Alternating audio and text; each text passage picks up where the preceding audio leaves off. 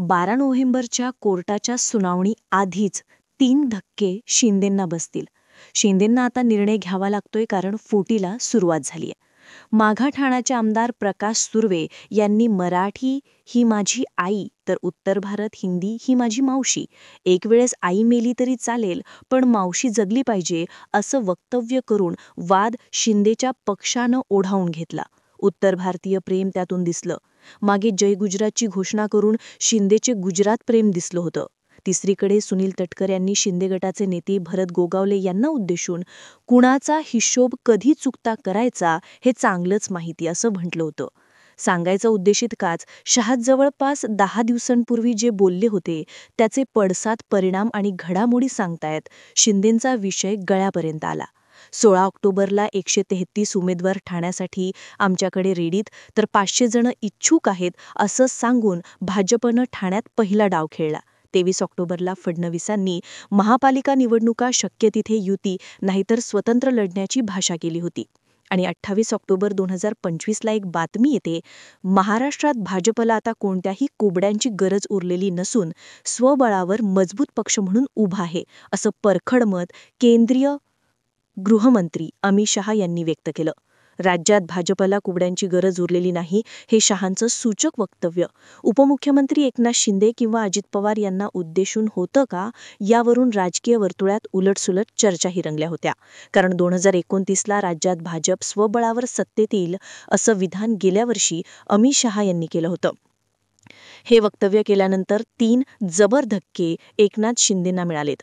पहिला धक्का, शिंदे गटाचे नेते आणि राज्याचे मंत्री गुलाबराव पाटील हे भाजपशी जुळवून घेण्यासाठी प्रयत्नशील असल्याचे संकेत देत असतानाच त्यांच्याच पक्षाचे आमदार किशोर पाटील यांनी पाचोरा भडगाव मतदारसंघात शिवसेना शिंदे गट स्वबळावर निवडणूक लढवणार असल्याची घोषणा करून राजकीय वातावरणामध्ये खळबळ माजवली.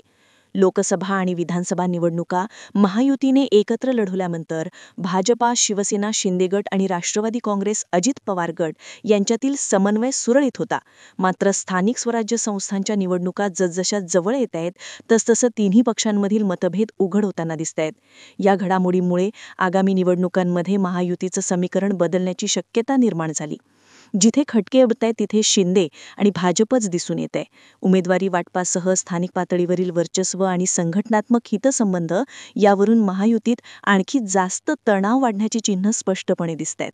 दरम्यान लोकसभेच्या निवडणुकीत शिंदे गटाच्या आमदारांनी मनापासून मदत केल्यानं राज्यात सगळीकडे वाईट स्थिती असतानाही जळगाव जिल्ह्यातील भाजपच्या दोन्ही महिला खासदार मोठ्या मताधिकारानं विजयी झाल्या होत्या. मात्र विधानसभेच्या निवडणुकीत भाजपनं गद्दारी केली. शिंदे गटाच्या आमदारांविरोधात बंडखोर उभे करून त्यांना पाठबळ देण्यासाठी जाणीवपूर्वक प्रयत्न केले. हा मुद्दा शिंदे गटाचे आमदार किशोर पाटील यांनी पुढे आणलाय. आणि शिंदे गटाचे नेते मंत्री गुलाबराव पाटील यांनी आमदार पाटील यांच्या तक्रारीचं समर्थनही केले. माझ्यावरही भाजपनं एकदा असाच अन्याय करण्याचा प्रयत्न केला होता आणि त्याविरोधात आवाज उठवण्यासाठी मी थेट पंतप्रधान नरेंद्र मोदी यांच्या जळगावमधील सभेत गोंधळ घातला होता. 5 वर्ष कोणी मेहनत करत असेल आणि ऐनवेळी कोणी वाटेत अडचणी निर्माण करत असेल तर तो त्याचा राजकीय करिअरचा विषय असतो. आम्ही प्रेम करतो तर मोकळ्या मनाने करतो. काही जण तर ताटात जेवून गद्दारी करतात. कितीही त्रास देणारे येऊ द्या, आम्ही पण कच्च्या गुरूचे चेले नाहीयेत. डोक्यावरील केस गेले म्हणून म्हातारे समजू नका. अजूनही वाघ जिवंत आहे. शिवसैनिक माझ्यातही आहे. परंतु राज्याच्या मंत्रिमंडळात काम करत असल्यानं मला जबाबदारीनं वागावं लागतं. मात्र सध्या जे काही घडतंय ते आपण राज्याच्या नेतृत्वापर्यंत पोहोचवणार असल्याचं गुलाबराव पाटलांनी म्हणत जाहीरपणे शिंदे आणि भाजपातील वाद समोर आले. दुसरा धक्का सोलापुरात मिळाला. मोहोळचे शिवसेना शिंदे गटाचे नेते नागनाथ क्षीरसागर आणि सोमेश क्षीरसागर भाजपच्या वाटेवर आले. विशेष म्हणजे मोहोळ तालुक्यातील माजी आमदार राजन पाटलांचे कट्टर प्रतिस्पर्धी असलेले नागनाथ क्षीरसागर माजी आमदार राजन पाटलांसोबतच भाजपच्या वाटेवर गेले. भाजपनं मोहोळ तालुक्यातील मित्र पक्ष असलेल्या शिवसेना शिंदे गट आणि राष्ट्रवादी अजित पवार गटाला मोठा धक्का दिला. तिसरा धक्का शिंदेंना मिळाला तो म्हणजे नंदुरबारमध्ये कुकडखुंड येथील शिवसेना शिंदे गटाचे सरपंच, उपसरपंच, ग्रामपंचायत सदस्य आणि असंख्य कार्यकर्त्यांनी माजी खासदार डॉ. हिना गावित यांच्या उपस्थितीत बीजेपीमध्ये प्रवेश केला. निवडणुकीच्या तोंडावर शिंदे गटाचे आमदार अमशाप पाडवी यांना हा मोठा धक्का मानला जातोय. नंदुरबार जिल्ह्यातील स्थानिक राजकारणात आणखी एक महत्त्वपूर्ण घडामोड समोर आली.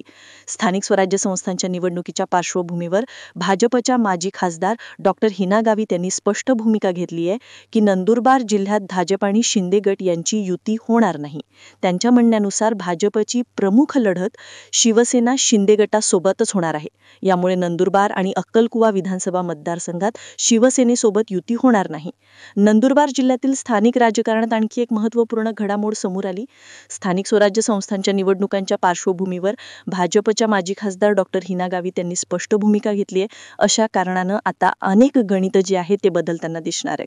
जसं मी सांगितलं, नंदुरबार, सोलापूर आणि आता पुन्हा जळगाव 3 ठिकाणी 3 जबर धक्के जे आहेत ते एकनाथ शिंदेंना मिळालेत.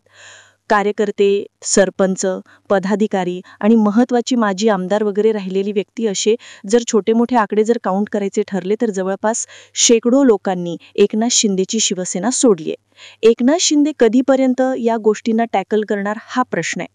एकनाथ शिंदे समोर पेच असा निर्माण केला गेलाय की आता जवळपास 8 ते 10 दिवसांमध्ये स्थानिक स्वराज्य संस्थांच्या निवडणुका जाहीर होतील. आज तारीख आहे 4. जवळपास आणखी 8 दिवसानंतर कोर्टामध्ये शिंदे गट, ठाकरे गट यांचा पक्ष आणि चिन्हाबाबत सुनावणी होणार आहे. या सुनावणीमध्ये अंतिम निर्णय होईल अशा चर्चा होऊ लागलेल्या आहेत. या 2 गोष्टी समोर असताना भल्या पहाटे शिंदेनी केलेली दिल्लीवारी लक्षात घेतली किंवा अमित शहांच्या समोर 2 तास वेटिंगमध्ये राहून अमित शहांची घेतलेली भेट असो किंवा मग ठाण्यामध्ये 133 उमेदवार आत्ता रेडीत आणि 500 जण इच्छुक आहेत असं भाजपनं सुरुवातीला सांगून टाकणं असू द्यात. या सगळ्या गोष्टी सांगतायत की शिंदे यांच्याबाबत बे के बे बेदुने 4 होण्याऐवजी 2+2 होण्याची चिन्ह जास्त दिसून येत आहेत. गुलाबराव पाटील मंत्री आहेत, मान्य करतात. मंत्री हे एका महत्त्वाच्या पदावर आहे म्हणून थेट बोलता येत नाही, पण आम्हाला भाजपवाले खूप त्रास देतात. बऱ्याच ठिकाणची जी आहे ही कुणकुण ऐकायला मिळते. विधानसभा, लोकसभा या मोठ्या निवडणुका होत्या. वरच्या नेत्यांनी, वरच्या प्रमुखांनी त्यांच्यापुरतं जुळवून घेतलं. पण मात्र आता कार्यकर्त्यांना न्याय द्यायची जेव्हा वेळ आली आहे त्यावेळी एकात एक नाही आणि बापातलं एक मी अशी परिस्थिती जी आहे ती सध्याच्या घडीला महायुतीमध्ये झाली आहे. परिणामस्वरूप अनेक धक्के जे आहेत ते एकनाथ शिंदेंना मिळू शकतात.